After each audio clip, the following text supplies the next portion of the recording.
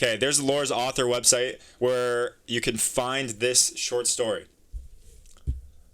Okay, hydration break.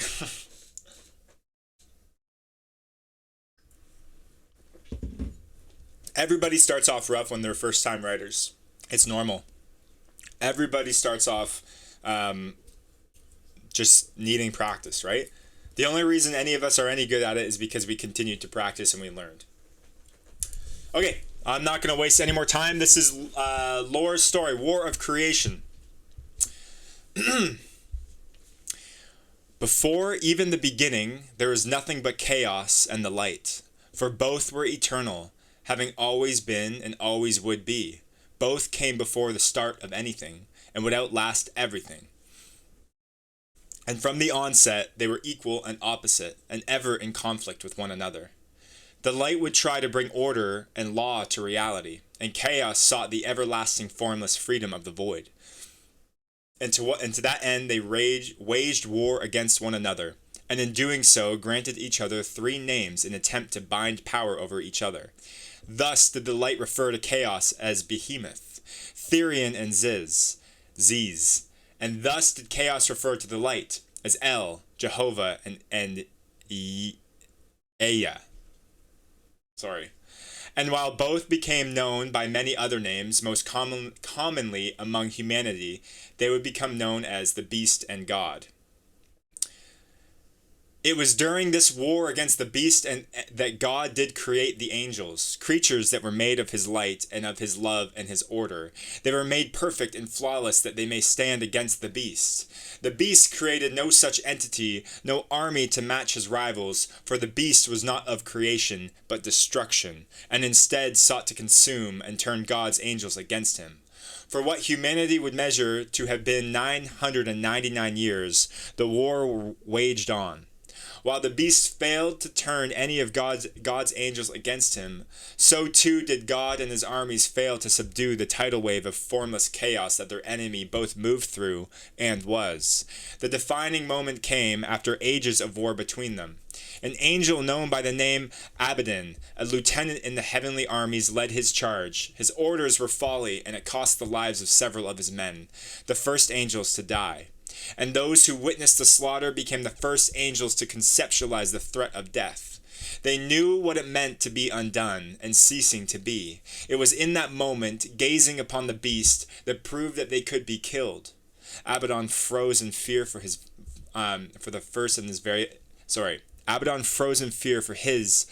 very life.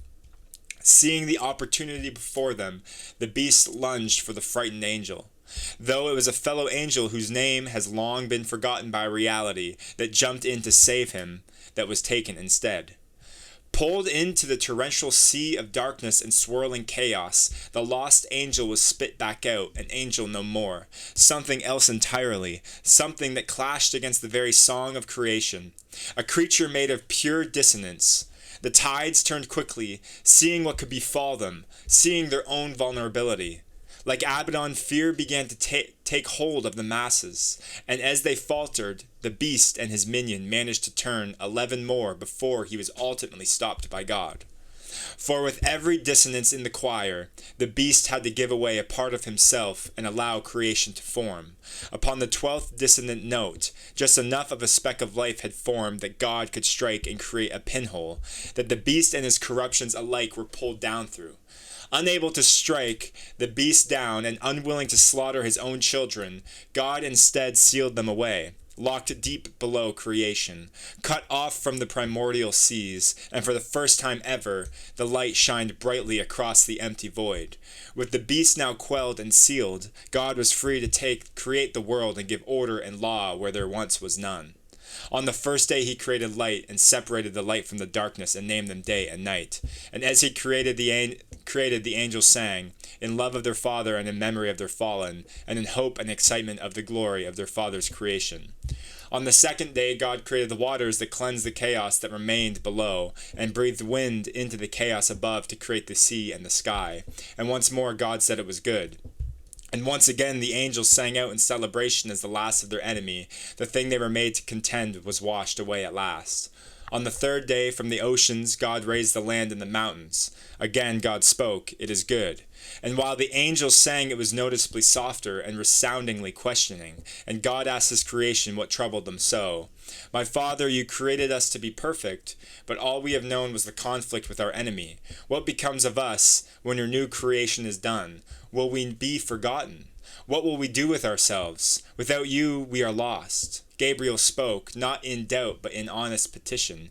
He knew his and his brethren's doubts could not be quelled without sharing them. And God listened, understanding their questions and fears, while not his intention, because they were of his light. They knew not how to exist outside of his will, because he had sought to protect them. Inevitably now, with this new freedom, they knew not how to live for themselves, and in his heart he wept for how helpless he had made them. "My children, you are loved and you will always be loved. Be not afraid. You are not forgotten and you will never be forgotten. Every feather upon your wings, every hair upon your head, all of you I know, and I will always remember. Come, all my children, let your voices be heard across the wind, and let us share in this creation together." And to the angels God granted the gift of creation. On the fourth day God saw the earth begin to tremble, which gave him reason for concern. He knew what it was, knew that the beast, while sealed, was still very much alive, and still very much a threat should it escape. To buy time, he released the pressure by forming mighty volcanoes. Their eruptions released the pressure on the world, spewing forth the magma that had been churned by the beast, shaking creation, even sealed in another realm. And God took the magma, using it as fuel to form the sun, and as what was left beginning to cool, he molded to form the moon. And while he was troubled, it was still good. And the angels sung all day and night, for not just in jubilation for the sun and moon, but in excitement and satisfaction, for their own and their brethren's plans and ideas for the world that they now aided God in creating. So focused were they that only 2 angels noticed the concerning tremble of the world. On the 5th day, creations of the angels, both of wing and fin, those that would fill the seas and soar across the skies, both plant and rock and animal and all in between, were brought to life. And God said it was good, and the angels sang out with more jubilation than ever before. And before the day was out, God pulled Gabriel aside and spoke with him. "My child, what I must ask of you is unthinkable, but I must regardless. Listen well, dear Gabriel, for it is not a father's task to always be there to guide. It is a father's job to teach and guide until their children can walk on their own and forge their own path. You understand? In time, I hope for you to learn how to live for yourselves, to think and make choices and guide the world in a way you see fit. And I hope that way is good and well. What about that do you feel is asking too much of us, dear Father? While I am sure many of us may find the idea frightening at first, as this change is new and unheard of, your will is that of love and you hold us in your heart.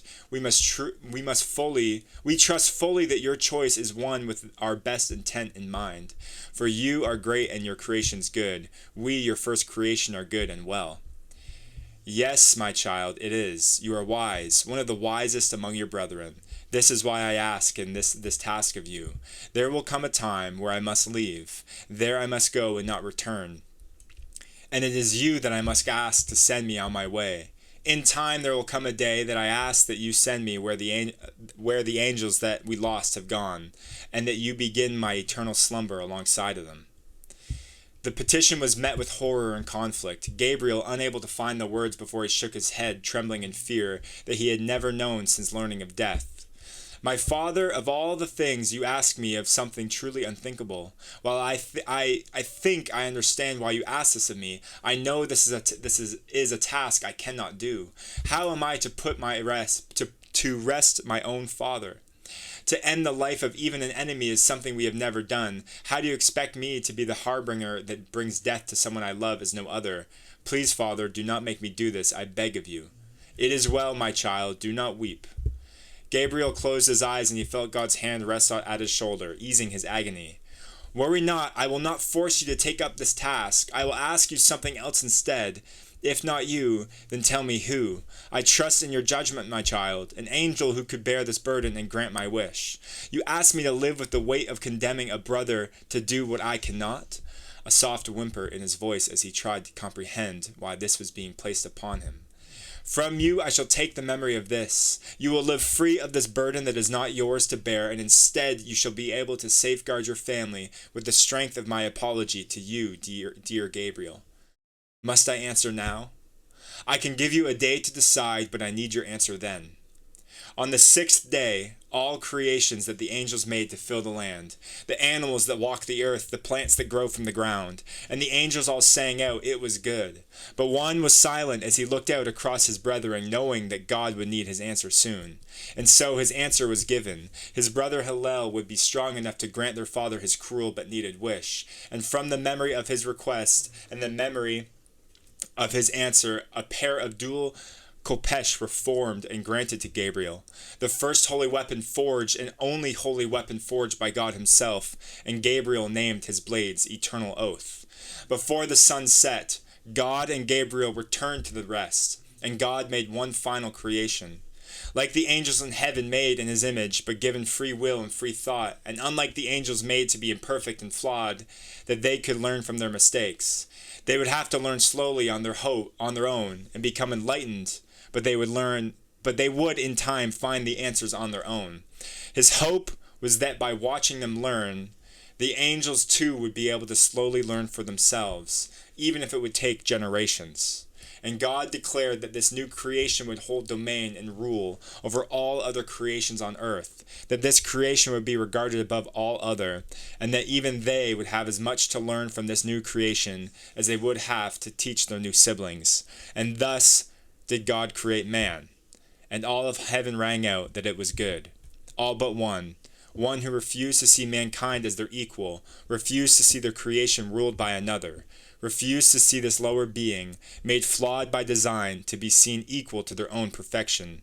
Hillel spoke out in defiance of God's creation. Well, all right, I saw a lot happened here.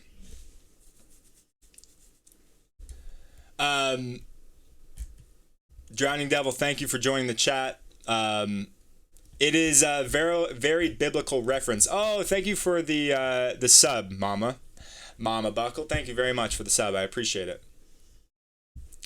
Very much appreciate it. Yeah, Lord. So, I don't have much feedback other than I thought the writing was very poetic, very fluid. This is a short story, but did you say that this was a prologue to your actual, like, the book series that you're writing now, or did I mistranslate that?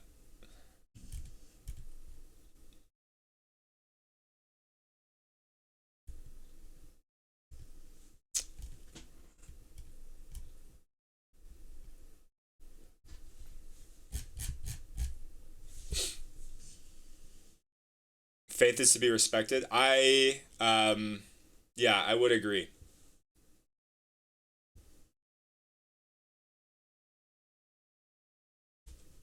Like, this is kind of an alternate version of the prologue almost. The prologue is more about the fall and the formation of the hells. I see. I see. But, so this is just kind of. Do you have a prologue that is similar to this?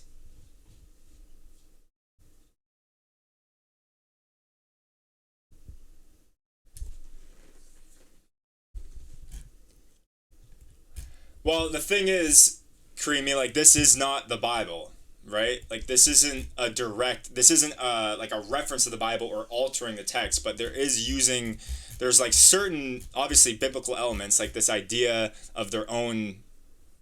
This is not our earth, right? Yeah, the prologue that I've submitted is a demon side of the story. Okay, I see. Okay. Well, um, the writing itself is very good. I think there's only like two times where I was reading it that it felt a little awkward. Um, this paragraph here, I don't know why. It might be something for you to look at. I just found it a little awkward when I was reading it because and the rest of it flows so good. Like your writing and the way you're putting together the sentences, it's very fluent. And it just kind of almost read like poetry in a way, like prose poetry. But this paragraph, I think it just felt a little awkward talking about like the pinhole and whatnot. I found that slightly awkward, but wasn't too big of a deal. And I was slightly confused when it switched to the dialogue, but I kind of understood